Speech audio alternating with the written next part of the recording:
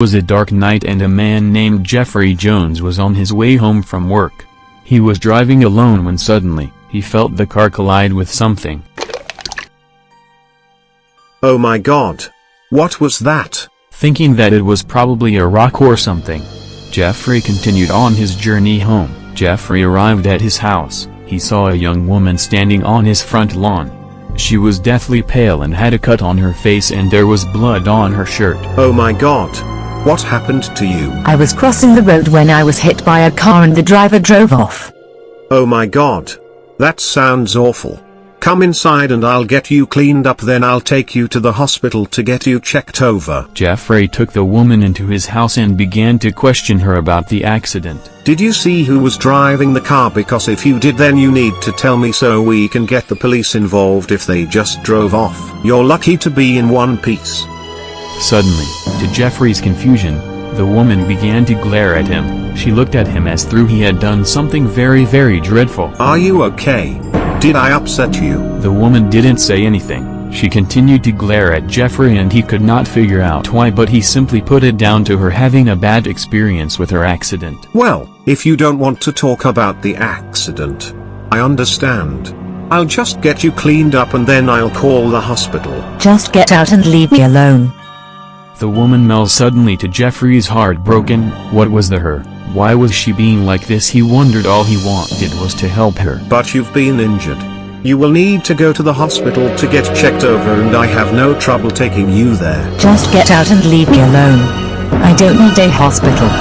Knowing that she was obviously in distress, he decided to leave her alone for a little while so that she could calm down. She'll calm down in a little while and let me take her to the hospital. Anyway, let's see what is on the news. When Jeffrey put on the news, he saw something very horrifying that it made his stomach turn. Hello, and welcome to the evening news.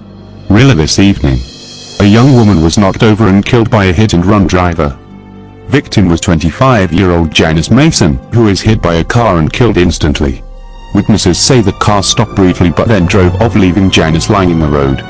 Emergency services were called, but Janice was pronounced dead at the scene.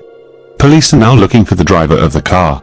Jeffrey was horrified. The woman on the news was exactly the same woman who he had found standing on his doorstep. Oh my God! It can't be her. It is just impossible. Yes. That was me. You ran me over and you left me to die. Jeffrey turned around and saw the dead woman standing behind him and quickly came to realize that it was her ghost. That explained her pale features, and the cut on her face and blood on her shirt, were from the injury she had suffered during the accident. Jeffrey was now beginning to understand why she was angry with him. Oh my God! I am so sorry. I didn't mean to hit you with my car and leave you to die. I am so sorry. You must go to the police and say it was you who ran me over and kill. If you don't, I don't whore you. Turn the selfie. And with that, the ghost vanished into thin air. Jeffrey eventually admitted to the police that he had run over and killed the young woman. He was sent to jail where he had to live with the guilt with what he had done. I can't go on living like this any longer. I cannot live with this guilt. Hello and welcome to the news. Hit-and-run driver Jeffrey Jones was found hanged in his cell after taking his own life. Jeffrey Jones was currently doing time in prison after he admitted to running over and killing 25-year-old Janice Mason and driving away from the scene. It is unknown as to why Mr. Jones claimed his own life, but police officers often heard him saying how he could no longer live with the guilt of what he had done.